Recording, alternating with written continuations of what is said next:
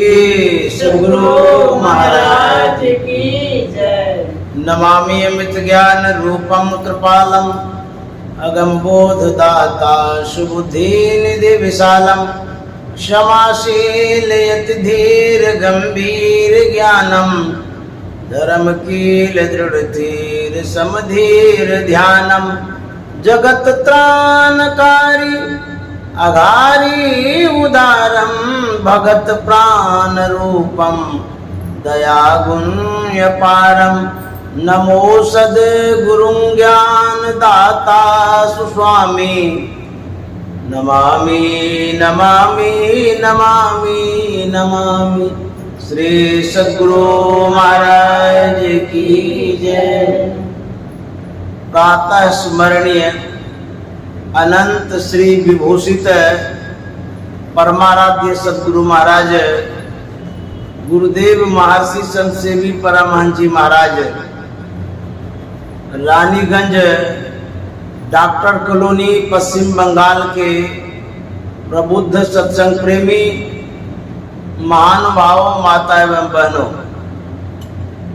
आज हम लोग प्रातःकालीन सत्संग में उपस्थित हैं। आज 8 सितंबर 2023 ईस्वी दिन शुक्रवार है। हम लोग आदरणीय जयप्रकाश गुप्ता जी के आवास पर सत्संग कर रहे हैं।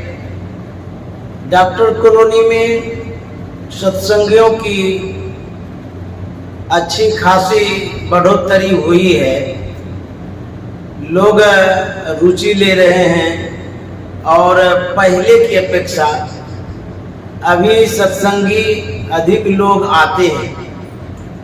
और यह जो प्रचार हुआ है गुरु महाराज का तो है ही, लेकिन हम लोग जो अनुयायी हैं हम लोगों का भी इसमें प्रयास है।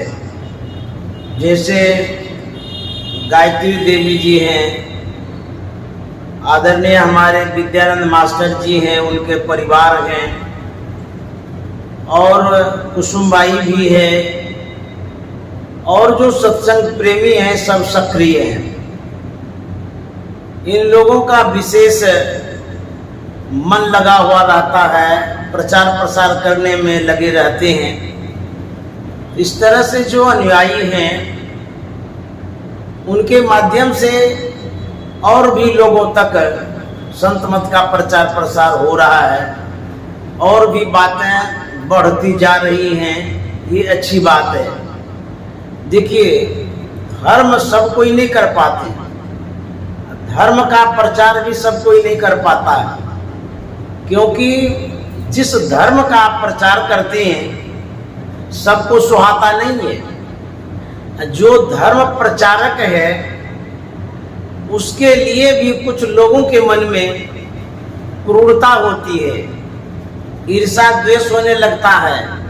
वो आगे आगे क्यों करता है, उसका टेंग खींच लो, पीछे कर दो, ताकि वो इस तरह से शुभ काम न कर सके, ऐसा भी लोग लगा रहता है। लेकिन जो प्रचारक हैं उनके अंदर में दृढ़ता होनी चाहिए, मजबूती होनी चाहिए, आस्था होनी चाहिए गुरु के प्रति, इष्ट के प्रति, आराध्य के प्रति। यदि आप निष्ठा रखते हैं तो उनकी कृपा से आप आगे सब कुछ कर सकते हैं। एक बार भगवान बुद्ध के एक शिष्यों ने उनसे आग्रह किया, कहा कि भंते, मैं भी बुद्ध ज्ञान का प्रचार प्रसार करना चाहता हूं, बुद्ध मत का जन जन तक प्रचार करना चाहता हूं।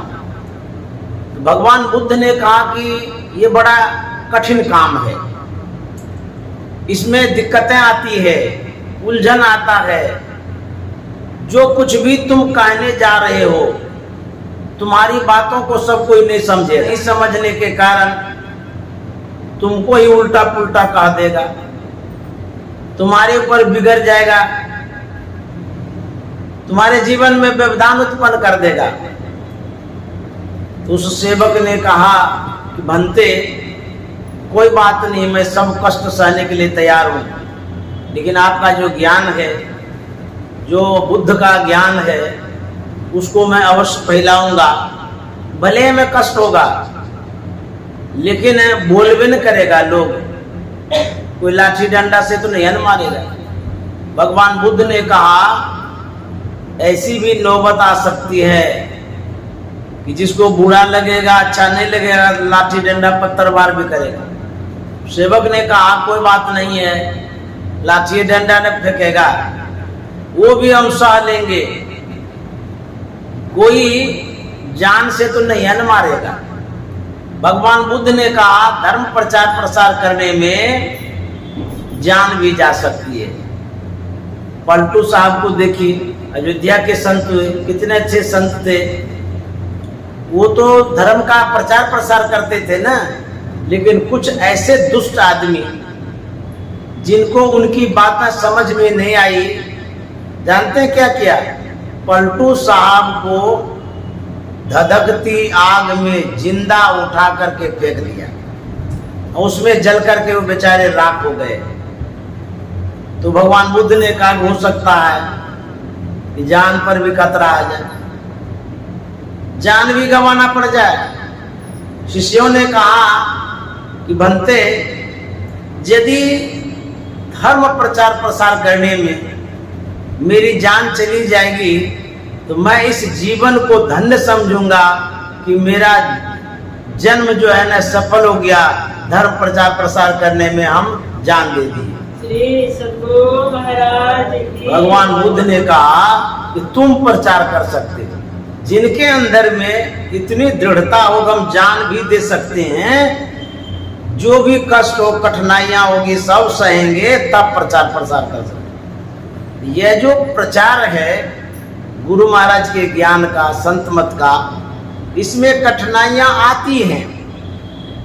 हम प्रचारकों को भी गुरु महाराज के सिद्धांत पर चलना चाहिए, गुरु महाराज के सिद्धांत को समझना चाहिए, गुरु महाराज के सिद्धांत को मानना चाहिए। आज रानीगंज में 3 सज्जनों ने दीक्षा लिया, मेरे द्वारा दीक्षा दिया गया, बड़ी खुशी हुई, प्रसन्नता हुई। कम से कम 3 आदमी के अंदर में बीजारोपण हुआ, संत मत के ज्ञान का अंकुरन होगा, वो आगे बढ़ेंगे, अपना कल्याण करेंगे और लोगों को भी अपने ज्ञान के आधार पर, संत मत के ज्ञान के आधार पर प्रचार करेंगे, लाभान्वित करेंगे। तो इस तरह से दीक्षा लिया लोगों ने। लेकिन दीक्षा में भी ऐसा देखा जाता है कि लोग ले तो लेते हैं, लेकिन दीक्षा लेने के बाद भूल जाते हैं। जो साधना विधि है उस विधि को ही भूल जाते हैं। तो जब आप साधना विधि भूल जाइएगा, मंत्र ही भूल जाइएगा, तो ध्यान जो करिएगा उसमें मिलेगा क्या, सफलता क्या होगी? ऐसा ही एक प्रसंग है, ऐसी एक घटनाएं घटी, कहानी बनी, जो मैं आपके बीच में रख देना चाहता हूं। ध्यान से सुनिए। एक वृद्धा माता थी, बूढ़ी, बहुत वर्षों से वो ध्यान भजन करती थी। परमाराध्य सद्गुरु महाराज महर्षि में ही परमहंस जी महाराज से उन्होंने दीक्षा लिया था। तो ये बिहार की कहानी है। वो गई किसी सत्संग मंदिर में, तो महात्मा से भेंट की। उस महात्मा ने उस बूढ़ी से पूछा कि आप ये बतलाइए, जो दीक्षा लिए हैं किन से लिए हैं, क्या लिए हैं? तो उन्होंने कहा कि ये तो आज्ञा नहीं है बताने की, हम बता नहीं सकते हैं किन से दीक्षा लिए, क्या दीक्षा लिए, क्या करते हैं। महात्मा ने कहा कि आप भी सत्संगिनी हैं, हम भी साधु महात्मा हैं, बताने में कोई हर्ज नहीं है। गैर आदमी को तो नहीं बता रहे, हम दीक्षा भी देते हैं, भजन वेद देते हैं, तो हमको आप बता सकती हैं। तो बूढ़ी ने कहा, महर्षि में ही परमानंद जी महाराज से मैंने दीक्षा लिया है। बोले बड़ी खुशी की बात है, बहुत अच्छा किया है आपने। अच्छा ये बतलाइए कि दीक्षा में जो मंत्र बतलाया जाता है, उस मंत्र में आप जप क्या करते हैं? उस बूढ़ी ने कहा, ये कैसे बतलाएंगे, ये तो गुरु आज्ञा नहीं है। तो महात्मा ने कहा कि गुरु आज्ञा तो सही में नहीं है, लेकिन हमारे जैसे महात्मा को आप बता सकते, उसमें कोई हर्ज नहीं होगा, क्योंकि हम आचार्य हैं, दीक्षा देते हैं, भजन वेद देते हैं, तो कोई हर्ज नहीं है। यदि भूल भूलैया होता होगा उसमें सुधार भी हो सकता है। उस बूढ़ी ने कहा कि नहीं, हम भूल भूलैया नहीं करते, हमको जो दीक्षा मंत्र बतलाया गया है सही में जपते हैं। तो महात्मा ने कहा, अच्छा क्या जपते हैं? तो बूढ़ी कहती है, मानस जप मानस ध्यान, मानस जप मानस ध्यान। तो महात्मा ने कहा, मानस जप मानस ध्यान तो क्रिया है, लेकिन उसमें मंत्र क्या जपते हैं? तो बूढ़ी कहती है, वही तो मैं बतला रही हूँ, मानस जप मानस ध्यान, मानस जप मानस ध्यान। पुनः महात्मा पूछते हैं कि अरे भाई मंत्र क्या जपते हैं? तो बूढ़ी कहती है, बाबा आपको तो बार बार मैं बतला रही हूँ, यही तो मंत्र है, मानस जप मानस ध्यान, मानस जप मानस ध्यान, मानस जप मानस ध्यान। अब बुझिए, ये मानस जप मानस ध्यान ये मंत्र है? ये तो मंत्र नहीं है। मानस जप का मतलब होता है मने मन जप करना, इसको मानस जप कहते हैं। तो मने मन जो जप करेंगे वो एक मंत्र है। वह मंत्र नहीं जप करके सिर्फ मानस जप मानस ध्यान, मानस जप मानस ध्यान करते हैं तो क्या फल मिलेगा? कहता है आप श्रम तो कर रहे हैं, मेहनत कर रहे हैं, ध्यान में बैठ रहे हैं, लेकिन जपे नहीं कर रहे हैं, फिर फल क्या मिलेगा? कोई कोई जय गुरु जपते हैं, कोई कोई कुछ और जप लेते हैं। क्यों? ये भूल के कारण होता है। मंत्र जप सही से याद नहीं रखते हैं, कुछ से कुछ जपते रहते हैं। अच्छा, किसी को बता भी तो नहीं सकते हैं। क्यों? दीक्षा के समय यह प्रतिज्ञा किया जाता है, दिलाया जाता है कि जो कुछ भी बतलाया जा रहा है वो किसी से नहीं कहेंगे। अब सत्संगी प्रतिज्ञाबद्ध है, वो किसी से कह नहीं सकते हैं, लेकिन सत्संगी जो कुछ भी कर रहे हैं, किसका किसका सही है ये तो भगवान ही जाने। तो जब तक किसी को कहेंगे नहीं, तो फिर ये पता कैसे चलेगा कि हम सही कर रहे हैं कि नहीं कर रहे हैं? तो किसे कहें? हम सत्संगियों को यदि सुयोग्य महात्मा मिले, योग्य महात्मा मिले, जो संत मत के आचार्य हैं या बहुत अच्छे ध्यानी हैं, ज्ञानी हैं, संत मत को सही ढंग से समझा सकते हैं, उनके सामने में अपनी समस्या रख सकते हैं, पूछ सकते हैं कि हम जो दीक्षा लिए हैं इसमें मंत्र ये जपते हैं, ये सही है कि नहीं है। हम इस तरह से साधना करते हैं। यदि प्रतिज्ञाबद्ध रहेंगे, किसी को कभी कुछ कहेंगे नहीं, जीवन भर जप ध्यान करेंगे अपने मन से, लेकिन जीवन भर जो गलती करते रहेंगे उसके कारण आपको साधना में सफलता नहीं मिलेगी। इसलिए दीक्षा लेने वाले से आग्रह है, एक बार दीक्षा लेने के बाद आप शांत मत हो जाइए, चुप मत हो जाइए, घर में बैठे मत रहिए।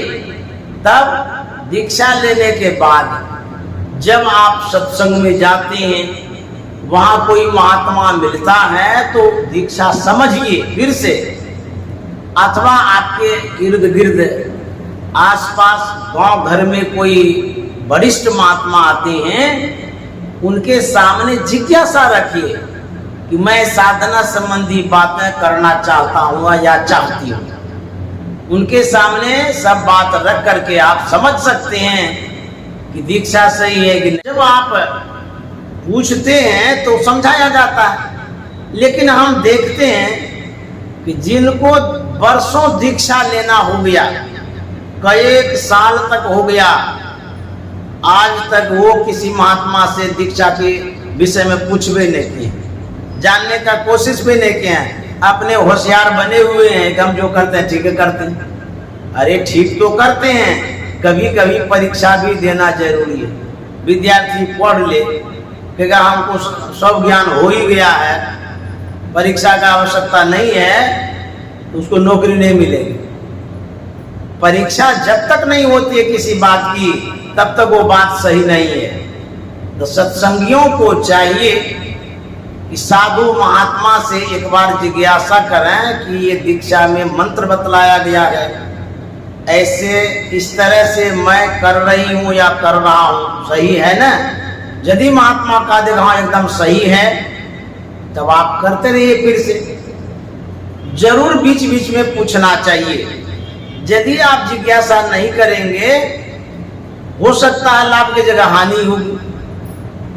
तो मैं देखता हूं कि कितना साल से लोग करते जा रहे हैं, कभी नहीं पूछते हैं। मैं यहाँ आता हूं रानीगंज में, आज तक कोई सत्संगी मुझसे यह नहीं पूछे कि मैंने जो दीक्षा लिया है किस तरह से कर रही हूं, अब कर रहा हूं, थोड़ा सा बताना चाहते हैं, एक बार सुन लीजिए। कोई नहीं पूछते हैं, जरूरत ही नहीं समझते हमको तो गुरु मंत्र यादें है, फिर लेकर के क्या करेंगे? नहीं, अरे आप हमसे जुड़े हैं, किसी से जब दीक्षा लिए हैं, आपको पूछना चाहिए, जिज्ञासा रखनी चाहिए। सही करते हैं तब भी रखिए, कहीं भूल भूलिया होता होगा तो। अच्छा, महात्मा भी तो जान जाएंगे कि यहाँ के जो सत्संगी बड़े जागरूक हैं, साधन भजन करते रहते हैं, ध्यान भजन करते रहते हैं और जिज्ञासा भी करते हैं। जिज्ञासा करने में डरिए नहीं, जिज्ञासा करने में हिचकिए नहीं। भले आपको जिज्ञासा करने के लिए नहीं आता हो, नहीं आता है तभी तो आपको सीखना है। अच्छा, जिज्ञासा करवे नहीं करेंगे तो सीखिएगा कैसे? जो कोई गलती करता है वही सही कर सकता है, जो कभी गलती नहीं करता है वो सही को भी नहीं कर सकता। इसलिए बोलने में यदि गलती होगी, भूल होगी, तो जिसके सामने बोले वो सुधारेगा। अब बोलने में डरिएगा, पीछे घसकिएगा, कुछ बोलबे नहीं करिएगा, फिर आप गलती का सुधार कैसे करवाइएगा? इसीलिए हिचकिए नहीं, बोलिए, निधड़क बोलिए। गलत सलत जो भी आपकी भाषाएं होगी उसको सुधार दिया जाएगा। तो मैं आग्रह करता हूं कि आप लोगों से कि दीक्षा लेकर के बाद में भी 2 महीना, 4 महीना, 6 महीना, साल भर में कम से कम एक को बार जिज्ञासा रखिए, पूछिए इस विषय में, साधना के विषय में। हम महात्मा को बुलाते हैं, खर्चा भी करते हैं, बड़ी सेवा भी करते हैं, दान दक्षिणा भी ढेर देते हैं। महात्मा आया, अपना प्रवचन किया, महात्मा अपने घर, आप अपने घर, बड़ा खुश हो जाते हैं, बड़ा ही करते हैं ना, फलाना ने सेवा किया, ढेकाना ने सेवा किया, बहुत सम्मान किया, बड़ाई खूब ढेर सारा कर दिया, लेकिन एक बार उनसे ध्यान के विषय में पूछबो नहीं किए, साधना की जो पद्धति है उस विषय में पूछबो नहीं किए। उसी सेवा में आप भूले हैं, भूले हुए हैं। अरे सेवा भी करनी चाहिए, अच्छी बात है, लेकिन आपका जो निज काम है, मूल काम है, उसको उसका भी परीक्षा ले लीजिए। उसकी परीक्षा हो जाएगी, आप प्रमाणिक स्टूडेंट होंगे, प्रमाणिक ध्यानी होंगे, प्रमाणिक सत्संगी होंगे कि नहीं, इनके पास ज्ञान है। समझ गए?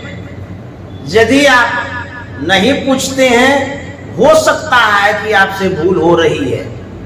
इसलिए मेरा आग्रह था, आप लोगों से पूछना चाहिए।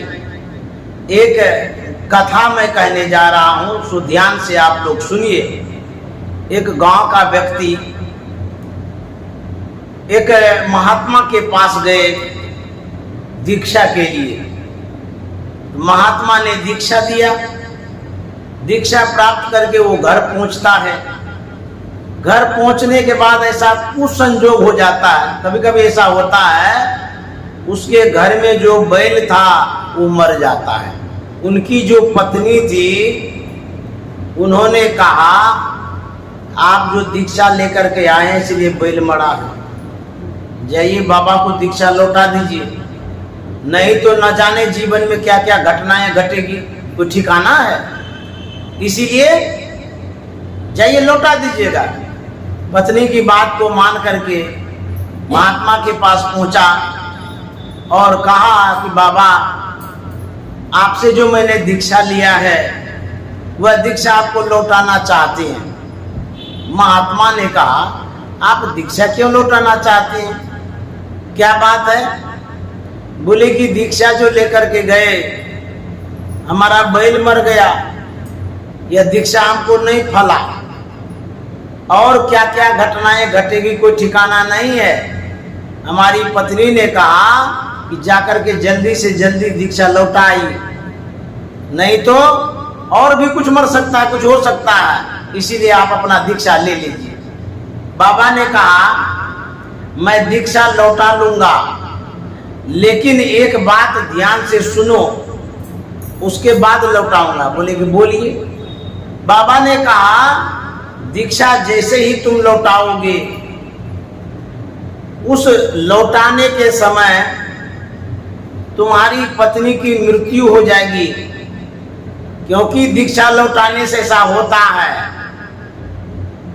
और जाकर के पत्नी से पहले पूछ लो कि दीक्षा लौटावे कि नहीं लौटावे। यदि पत्नी कह देगी कि लौटा दीजिए, तब मैं दीक्षा वापस ले लूंगा। वह गया पत्नी के पास। पत्नी पूछती है कि क्या हुआ, दीक्षा लौटा दिए?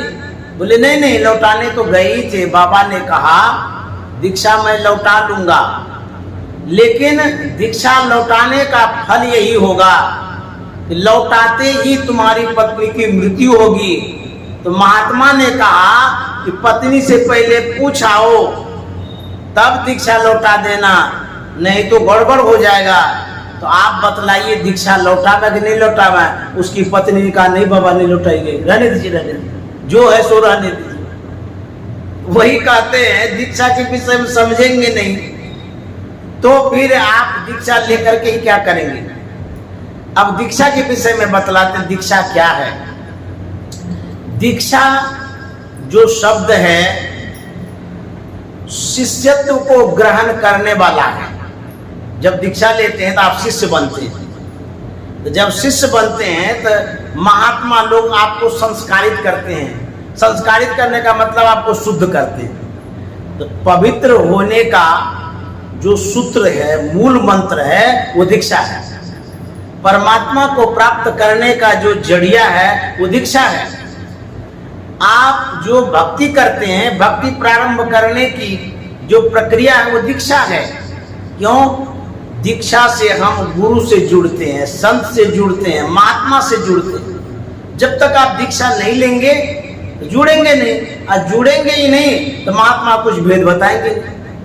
बिना भेद का आप आगे बढ़ नहीं सकते हैं। भेद यह गुप्त पाना किसी ग्रंथ से है, असंभव समझ लो किसी संत से।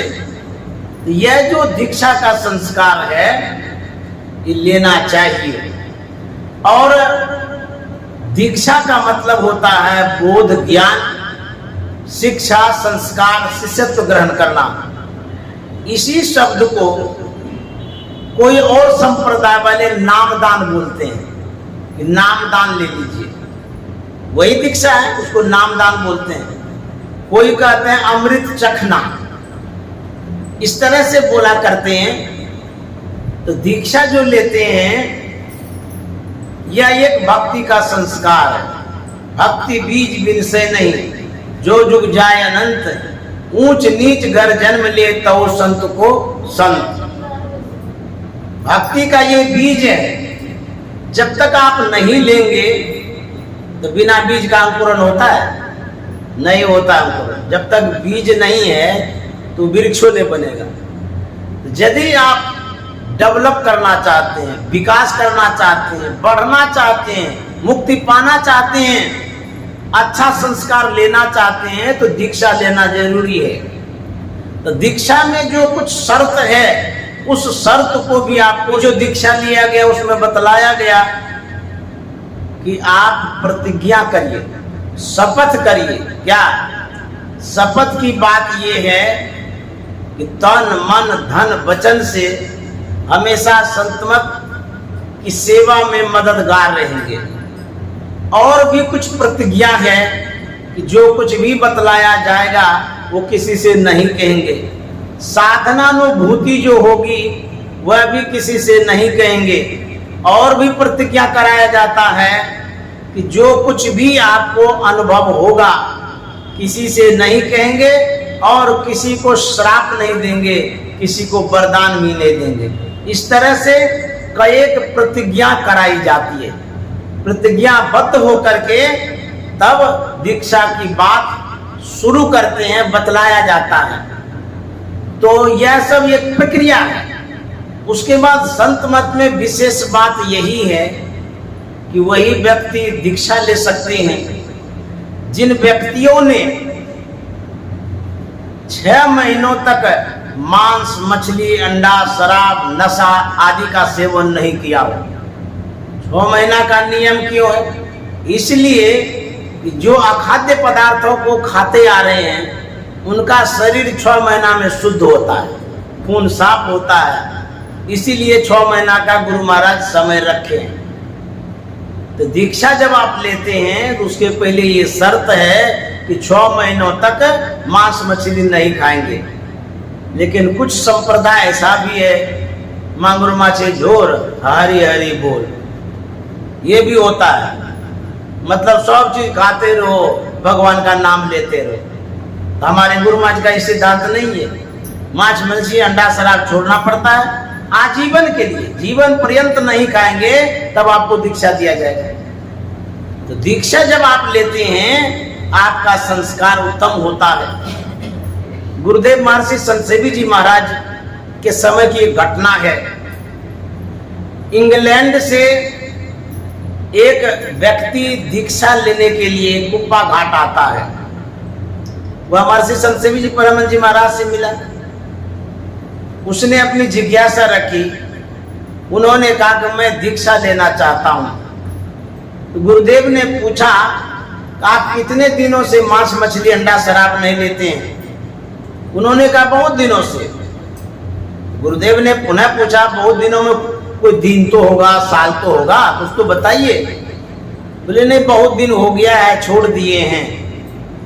तो बोले कि बहुत दिन में लगभग कितना? उस सज्जन ने कहा कि 3 महीना हो गया है। तो गुरुदेव महर्षि संत सेवी जी महाराज ने कहा संत मत का सिद्धांत जो गुरु महाराज ने बनाया है उस सिद्धांत के तहत, नियम के तहत 6 महीनों तक जो मांस मछली अंडा शराब नहीं लेते हैं, नहीं खाते हैं, उन्हीं को दीक्षा दिया जाता है। आप तो 3 महीना तक छोड़े हैं, इसीलिए आपको दीक्षा नहीं दिया जा सकता है। बड़ा गिड़गिड़ाया, आग्रह किया कि मैं आपके सामने शपथ खाता हूं, आज के बाद मुंह में ये लूंगा ही नहीं, हमें दीक्षा दे दीजिए। गुरुदेव ने कहा कि नहीं दे सकते हैं। उस सज्जन ने कहा कि महाराज हम इंग्लैंड से आए हैं, हवाई जहाज की यात्रा करके आए हैं, बहुत धन खर्चा करके आए हैं, बहुत समय भी लगा है। इंग्लैंड से आना जाना बड़ा दुर्लभ है, बड़ा कठिन है। इसीलिए अब मैं आपके सामने यही प्रार्थना करता हूं कि दे दीजिए। अब जैसा आप कहेंगे वैसा मैं करूंगा। लेकिन गुरुदेव ने कहा आप जो धन खर्चा किए हैं वह आपको बड़ा लगता है कि ढेर खर्चा किए हैं। आपके धन के सामने जो ये दीक्षा है, ये दीक्षा बहुत बड़ी चीज है, साधारण मत समझिएगा। और गुरु की जो आज्ञा है उसकी अवज्ञा हम नहीं कर सकते हैं। हम हरगिज दीक्षा नहीं देंगे। इंग्लैंड वाला गिड़गिड़ाते रह गया, विदेश से आया था, नहीं दीक्षा दी गई क्योंकि शर्त के अनुसार खड़ा नहीं उतरा। अच्छा, हमारे जैसे यदि महात्मा होते, साधारण ढंग से प्रचार करने वाले प्रचारक होते तो क्या होता? आजकल ऐसा भी है, लोग किसी को भी दीक्षा दे देते हैं चेला बनाने के लिए। चेला बनाना है ना, अपने बड़ा गुरु बनेंगे, जय जयकार होगा, नाम होगा, मैंने इतना 1000 लाख को दीक्षित किया। जो खैनी खाता उसको भी दीक्षा दे देता है। जो मांस मछली खा रहा था, कह रहा है कि अब नहीं खाएंगे तो उसको भी दीक्षित कर देता है। आजकल ऐसा भी है। गुरु महाराज का ये भी नियम है तो शनिवार को दीक्षा नहीं दिया जाता है। अब प्रचारक लोग जो दीक्षित करते हैं वो क्या कर रहे हैं नहीं कर रहे हैं मुझे तो पता नहीं है कि शनिवार को वो दीक्षा देते हैं कि नहीं देते हैं, या उसको पता है कि नहीं है, वो भगवान ही जाने। तो कम से कम जो गुरु महाराज का नियम है, जो सिद्धांत है, उसका पालन भी तो होना चाहिए। यदि आप जानकारी नहीं रखते हैं, खाली शिष्य को मुड़ते रहेंगे, तब क्या होगा? अनहरा गुरु बहरा चेला, दोनों नरक में ठेलम चला। यही तो होगा। विडंबनाएं बढ़ेगी, आडंबर बढ़ेगा, पाखंड बढ़ेगा।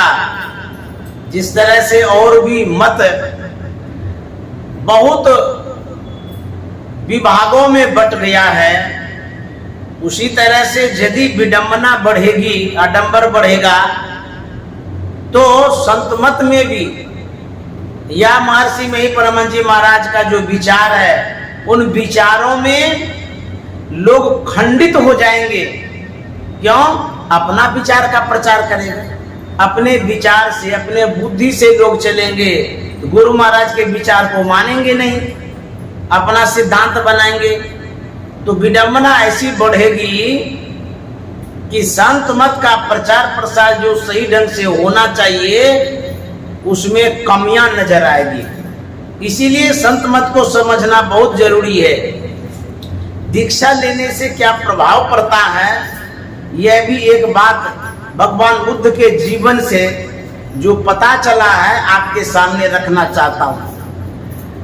भगवान बुद्ध का समय था, एक बूढ़ा व्यक्ति वह आया भगवान बुद्ध के पास, आग्रह किया, निवेदन किया, प्रार्थना किया कि बनते हम आपसे दीक्षा लेना चाहते हैं। उनके आग्रह को स्वीकार कर भगवान बुद्ध ने विधिवत दीक्षा प्रदान किया।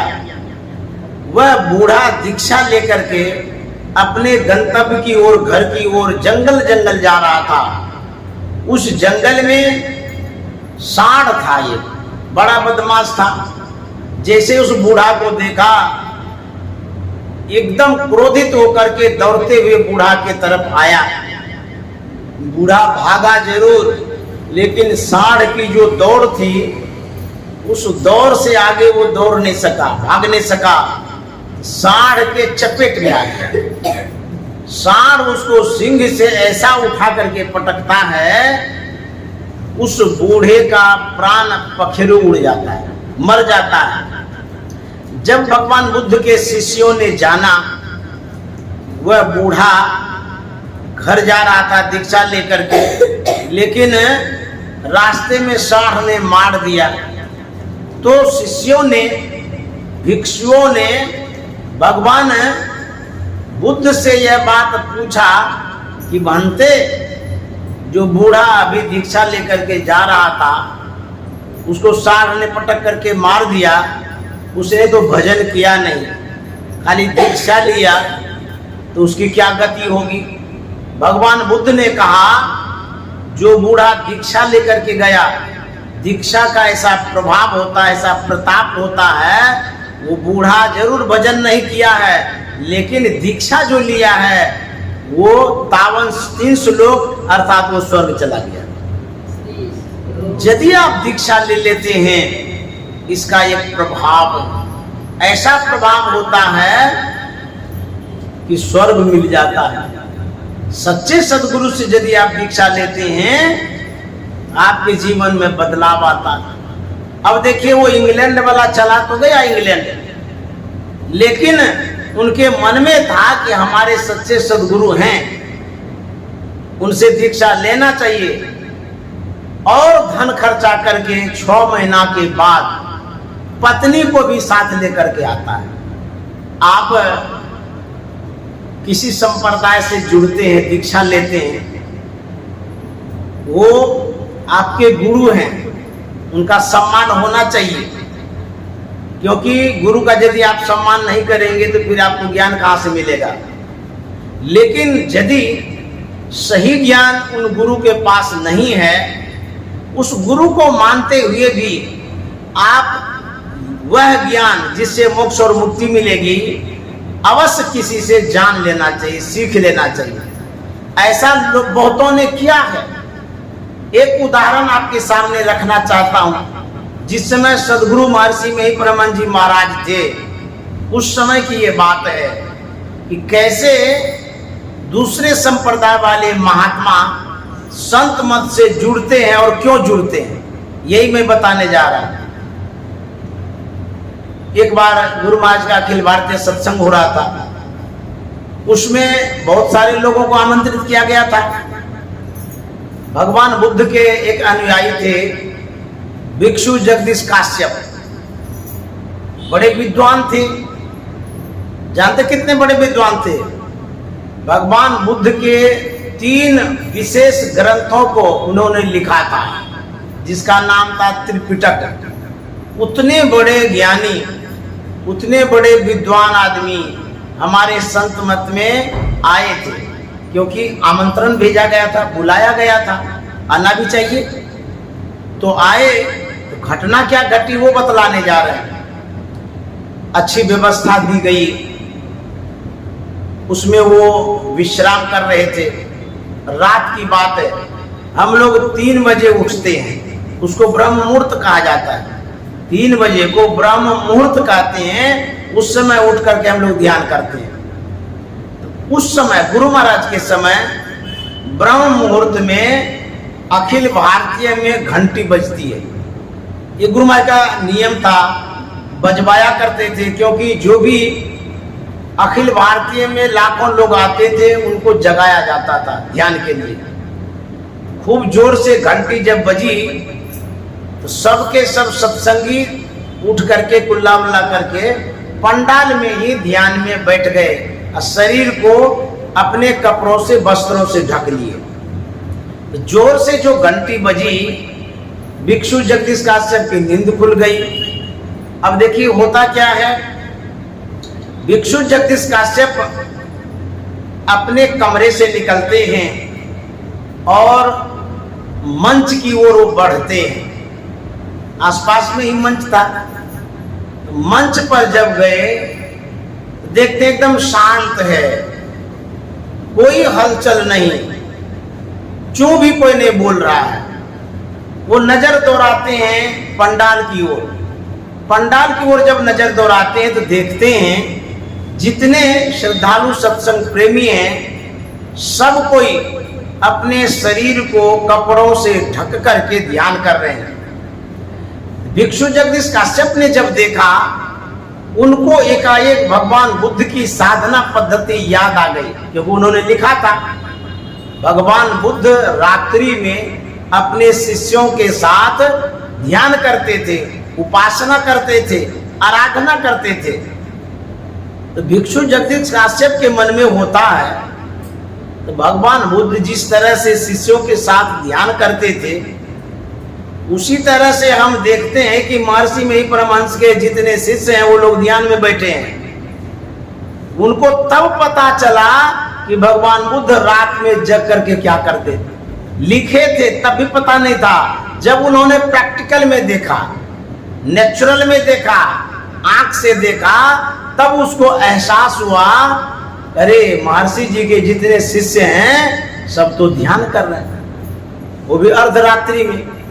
भिक्षु जगदीश काश्यप को आश्चर्य लगता है कि अर्धरात्रि है, 3 ही बजा है, इन लोगों की कितनी आस्था है, विश्वास है कि ये लोग सब के सब ध्यान कर रहे हैं। फिर मन में होता है महर्षि जी के शिष्य जितने सब तो ध्यान कर रहे हैं, लेकिन इस समय महर्षि जी क्या कर रहे हैं? उनके मन में ये बात होती है। तो गुरु महाराज को जानने के लिए, देखने के लिए मंच से गुरु महाराज के आवास तक वह जाता है। और उस समय नई नई कुटिया में गुरु महाराज को रखा करते थे लोग, नया घर बना के, फूस की कुटिया, उसमें कोई दरवाजा नहीं रहता था। भिक्षु जगदीश काश्यप झांकते हैं, जैसे ही झांकते हैं अंदर में, वो देखते हैं कि महर्षि जी मशहरी में ध्यान मुद्रा में बैठे। जब इन्होंने देखा, इनके मन पर इतना प्रभाव पड़ा, भिक्षु जगदीश काश्यप इतने प्रभावित हो गए, उन्होंने कहा, अरे हमको तो महर्षि में ही परमहंस के रूप में भगवान बुद्ध ही मिल गए, और कहा ही नहीं बल्कि वो संत मत से दीक्षित भी हो गए, दीक्षा भी दे दिया। इतने बड़े विद्वान भगवान बुद्ध के अनुयायी, उन्होंने दीक्षा लिया। क्यों लिया? इसलिए लिया तो भगवान बुद्ध की जो साधना पद्धति थी वही साधना पद्धति महर्षि में ही परमहंस की है। लेकिन भगवान बुद्ध के जो अनुयायी हैं उसमें से ऐसे हैं जो साधना पद्धति से, भगवान बुद्ध की साधना विधि से अनभिज्ञ हैं, सही से बता नहीं पा रहे हैं। इसीलिए भगवान बुद्ध की जो साधना थी उसी विधि को संत मत से उन्होंने सीखा। एक और घटना सुना के मैं वाणी में विराम दूंगा। जब अखिल भारतीय सत्संग हुआ था दिल्ली में एक आश्रम है जैन मुनि का। वह आश्रम राजपुर खुर्द के पास ही है जहां पर अखिल भारतीय सत्संग हुआ था। वह आश्रम जैनियों का है, लेकिन उन्होंने सत्संग करने के लिए इजाजत दिया, आज्ञा दिया। वहां पर विशाल कार्यक्रम हुआ था, बहुत लोग आए थे। उस आश्रम में एक जैन मुनि भी थे जिसका नाम था किशन लाल जैन। बहुत बूढ़े थे वो, उस जैन मत के आचार्य थे, वो दीक्षा भी देते थे। बहुत शिष्यों को उन्होंने बनाया। अब देखिए होता क्या है, 3 रोज का अखिल भारतीय सत्संग था। 3 रोज तक महर्षि संतसेवी परमहंस जी महाराज के प्रवचनों को गौर से सुना। जब उन्होंने सुना तब क्या हुआ, उनके मन में ये बात बैठ गई कि जो महर्षि संतसेवी परमहंस जी महाराज कह रहे हैं, जो संत मत का ज्ञान ये दे रहे हैं, ये तो जैन मत का ही ज्ञान है, भगवान महावीर का ही ये विचार है जो ये बतला रहे हैं। इतने प्रभावित हो गए महर्षि संतसेवी परमहंस जी महाराज से। उन्होंने कहा कि महाराज मैं आपसे दीक्षा लेना चाहता हूं। देखिए कितने बूढ़े हैं, आचार्य हैं, दीक्षा देते हैं, जैन मत के हैं।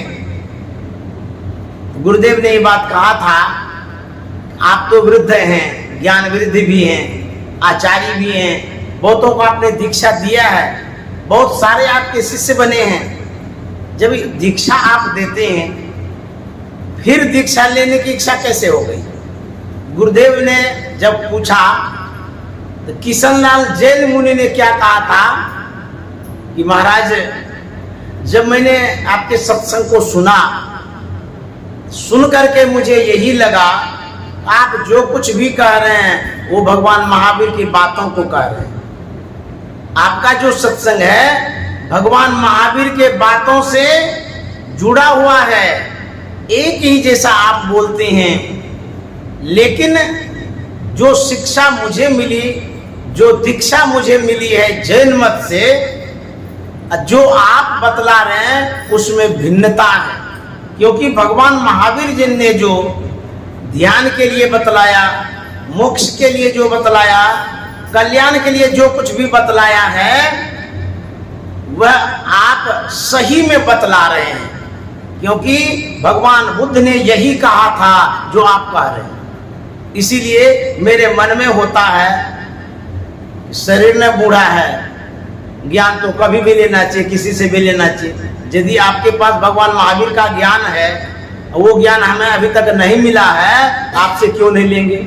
हम तो यही समझेंगे कि हम जैन मत के आचार्य से दीक्षा ले रहे हैं। तब उन्होंने संत मत से दीक्षा लिया, संतसेवी परमहंस जी महाराज से दीक्षा लिया। संयोग से मैं भी सेवा में था, मोबाइल से उसका फोटो लिया गया और ये बात शांति संदेश में प्रकाशित किया गया। अब मेरे कहने का मतलब ये है, एक बार गुरु कर लिए तो यही मत समझिए कि इसी में हमको मोक्ष मिल जाएगा, मुक्ति हो जाएगी, कल्याण हो जाएगा। सही गुरु जब मिलेगा तब होगा। इसीलिए यदि गुरु को यह ज्ञान नहीं है क्या प्रकाश का ज्ञान, शब्द का ज्ञान, अंतर का ज्ञान, साधना का ज्ञान, मुक्ति का ज्ञान यदि नहीं है, ऐसे गुरु को पकड़ने से आपका कल्याण नहीं होगा। मैंने देखा, मैंने कहानियों के माध्यम से आपको जो सुनाया, इतने बड़े बड़े आचार्य, बड़े बड़े आदमी संत मत से दीक्षित हुए। क्यों? जिस मत से वो जुड़े हैं उस मत की ही बात हम लोग कहते हैं, इसीलिए इसको संत मत कहते हैं। तो संत मत से जुड़िए, संत मत का ज्ञान लीजिए, और संत मत से जो नहीं जुड़ा है उसके लिए गुरु महाराज ने कहा, संत मता बिनु गति नहीं, सुनो सकल दे कान, जो चाहो उद्धार को तो बनो संत संतान। जब तक संत का संतान नहीं बनेंगे, संत मत से जब तक नहीं जुड़ेंगे, तब तक कल्याण नहीं होगा। तो संत मत कहने का मतलब ये है, सिर्फ महर्षि में ही परमहंस जी महाराज का मत नहीं, बल्कि विश्व में जितने संत हो गए हैं, जिन संतों के पास अंतर का ज्ञान है, उन संतों के समीप जाना होगा। चाहे वो दादू साहब का मत हो, गोस्वामी जी का मत हो, सूरदास जी का मत हो, कबीर साहब का मत हो, नानक साहब का मत हो, भगवान बुद्ध का मत हो, या महर्षि में परमहंस जी का मत हो, जिसमें अंतर का ज्ञान है, जिसमें शब्द का ज्ञान है, जिसमें प्रकाश का ज्ञान है, आपको यह दीक्षा अवश्य लेनी चाहिए और दीक्षा लेकर के अपना कल्याण करना चाहिए। यही निवेदन मैं कर रहा था। इन्हीं निवेदन के साथ वाणी में विराम। आप जो रानीगंज पश्चिम बंगाल वर्धमान के विशेष सत्संग प्रेमी बैठे हैं, हमारे आश्रम के बगल में जो बैठे हैं, ये डॉक्टर कॉलोनी है, अब बगल में ही महर्षि संत सेवी परमहंस जी महाराज का आश्रम है। आप लोगों को मैं प्रणाम करता हूँ, साधुवाद देता हूँ, और सब कोई सत्संग भजन करते रहें, यह शुभकामना करता हूँ। हमारे जो जय प्रकाश गुप्ता बाबू है, उन्होंने आज दीक्षा भी लिया है और उन्होंने सत्संग भी कराया है, उनके परिवार ने भी कराया है। उनके लिए भी शुभकामना मंगल कामना करता हूँ। श्री सद्गुरु महाराज की जय।